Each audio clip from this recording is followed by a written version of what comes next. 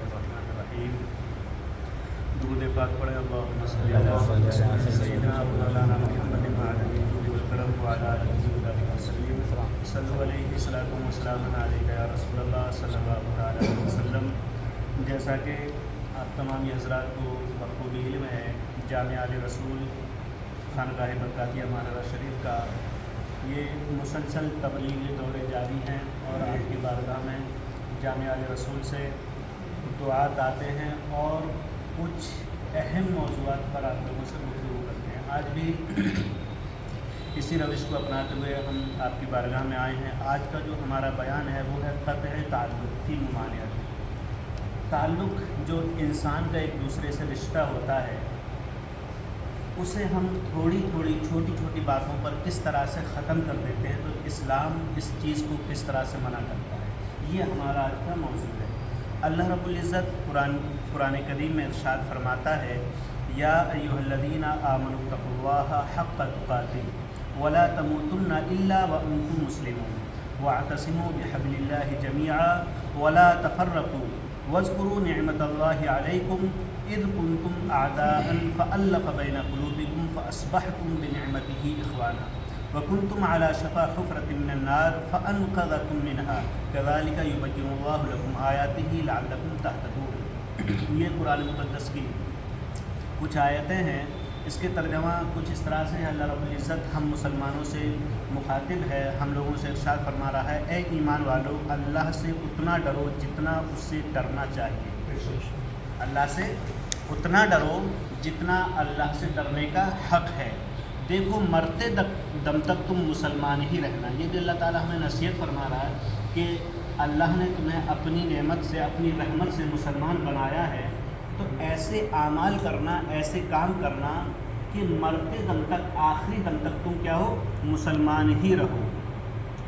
और अल्लाह की रस्सी को सब मिलकर मजबूती से थाम लो, अल्लाह के रास्ते को मजबूती से थाम लो और फूट न डालो, आपस में एक दूसरे में फूट ना डालो, एक दूसरे को एक दूसरे से जुदा ना करो, तफर्रका न फैलाओ। और अल्लाह ताला की उस वक्त की नेमत को याद करो जब तुम एक दूसरे के दुश्मन थे, तो उसने तुम्हारे दिलों में उल्फत डाल दी, मोहब्बत डाल दी। ये अल्लाह रब्बुल इज़्ज़त उस वक्त की बात बता रहा है जब बेइज़्ज़ते पैदाइश नबी सल्लल्लाहु ताला अलैहि वसल्लम से पहले लोगों में आपस में ज़रा सी बात पर दुश्मनियाँ ऐसी हो जाया करती थी कि वो दुश्मनियाँ सदियों तक कायम रहा करती थी। लोग मर जाया करते थे, लेकिन वो दुश्मनियाँ उनकी आल औलाद तक चली आया करती थी, तलवार बाजियाँ हुआ करती थी।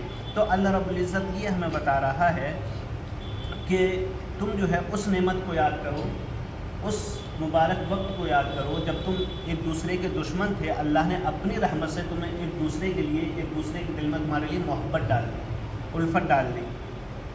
बस तुम उसकी मेहरबानी से भाई भाई हो गए आपस में। अल्लाह रब्बुल इज़्ज़त ने कुरान शरीफ में भी फरमा दिया कि तुम आपस में भाई हो। कुल्लु मुमिनिन इख़वा, तमाम मोमिन आपस में भाई हैं। फ़अस्लिहू बैन अख़वैकुम, और तुम आपस में भाइयों में एक दूसरे की इस्लाह करो। और अल्लाह के रसूल सल्लल्लाहु अलैहि वसल्लम की हदीस शरीफ में इरशाद फरमाते हैं तमाम मोमिन एक दूसरे के भाई हैं। तो अल्लाह ने अपनी रहमत से हम तमाम लोगों को आपस में क्या, एक दूसरे का भाई बना दिया।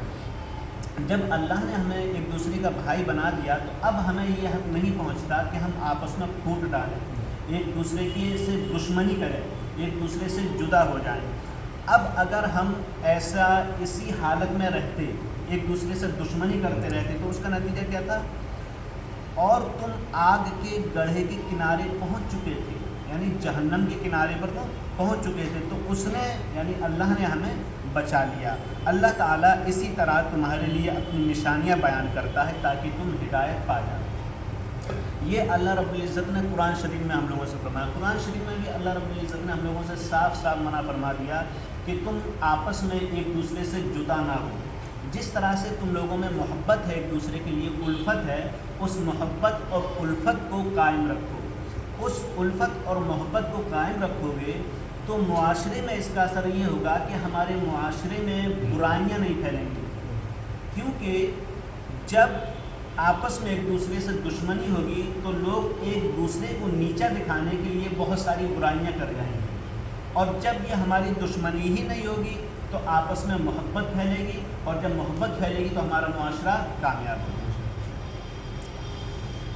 اسلام نے تمام مسلمانوں کو متحد ہو کر زندگی بسر کرنے کی تلقین کی ہے نا۔ اسلام ہر اس چیز سے روکتا ہے جس چیز سے فتنہ پھیلے، جس چیز سے فساد پیدا ہو۔